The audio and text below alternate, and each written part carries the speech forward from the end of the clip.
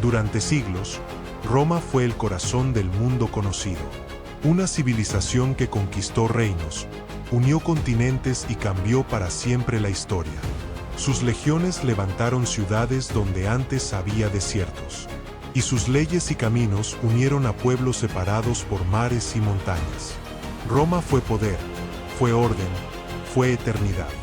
Desde el mármol de sus templos hasta la voz del Senado, el imperio parecía invencible, destinado a perdurar por los siglos. Pero en el trono del César, el poder absoluto comenzó a torcerse. La gloria dio paso al exceso, y la ambición a la locura. Hoy conocerás a tres hombres que llevaron ese poder más allá de la razón: Calígula, Nerón y Cómodo. Tres emperadores cuya sombra aún oscurece el nombre de Roma, porque incluso el mayor imperio de la historia no pudo escapar de su propia corrupción. Calígula.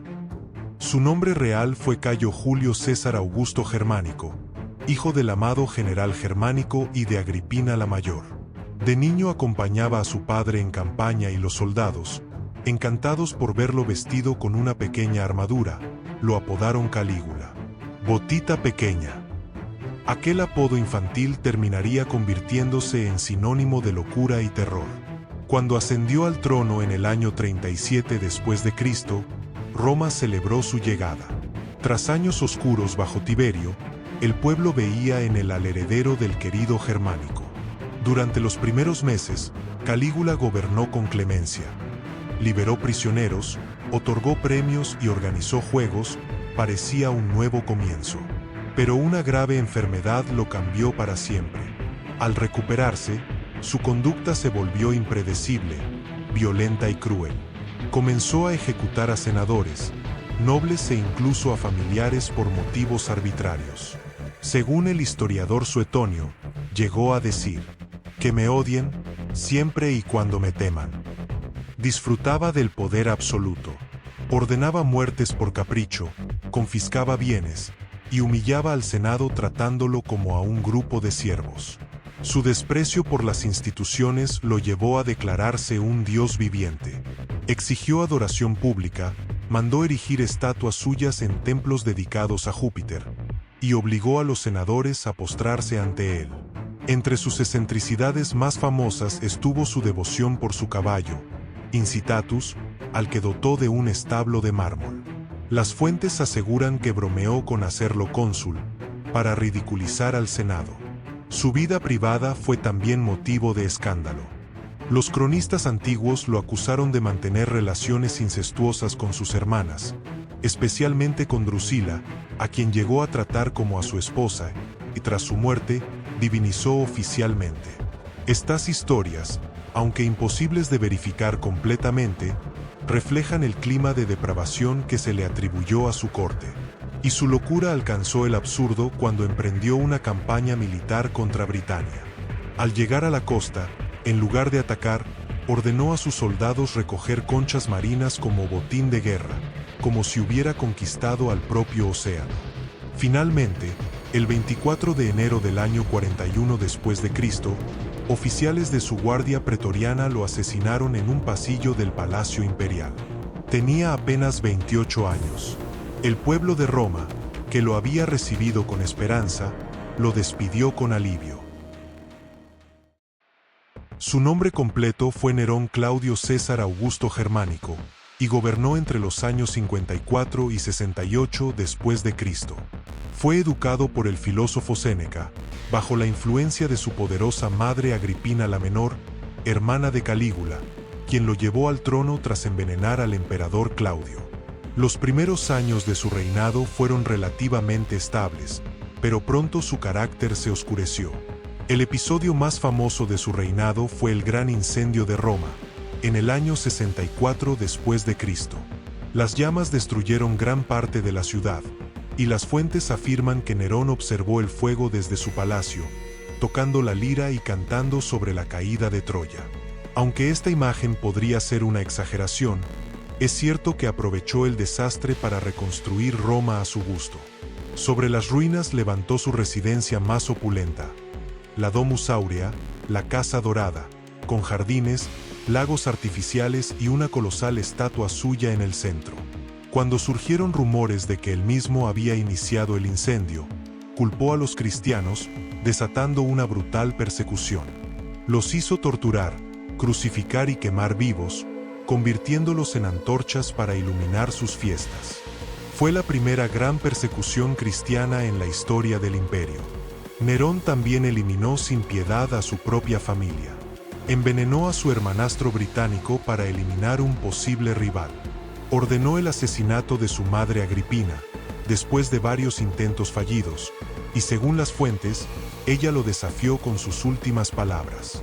Repudió y mandó ejecutar a su esposa Octavia bajo acusaciones de adulterio, y tiempo después, en un arranque de furia y embriaguez, mató a su segunda esposa, Popea Sabina, propinándole una patada en el vientre cuando estaba embarazada. Con el tiempo, Nerón se obsesionó con su imagen de artista. Cantaba, recitaba y actuaba en público, obligando a los senadores a aplaudirle durante horas. Nadie podía abandonar el teatro mientras él actuaba. Los cronistas cuentan que algunos fingían desmayos para escapar. Sus lujos arruinaron las arcas del imperio. Confiscó propiedades, aumentó los impuestos y recurrió a la extorsión para financiar sus espectáculos y su palacio. Roma se llenó de conspiraciones y miedo. En el año 68 después de Cristo, las legiones se rebelaron. Nerón huyó, abandonado incluso por su guardia. Al verse sin salida, se suicidó, pronunciando sus últimas palabras, según la tradición: «¿Qué artista muere conmigo?». El Senado lo declaró enemigo público y su memoria fue oficialmente condenada.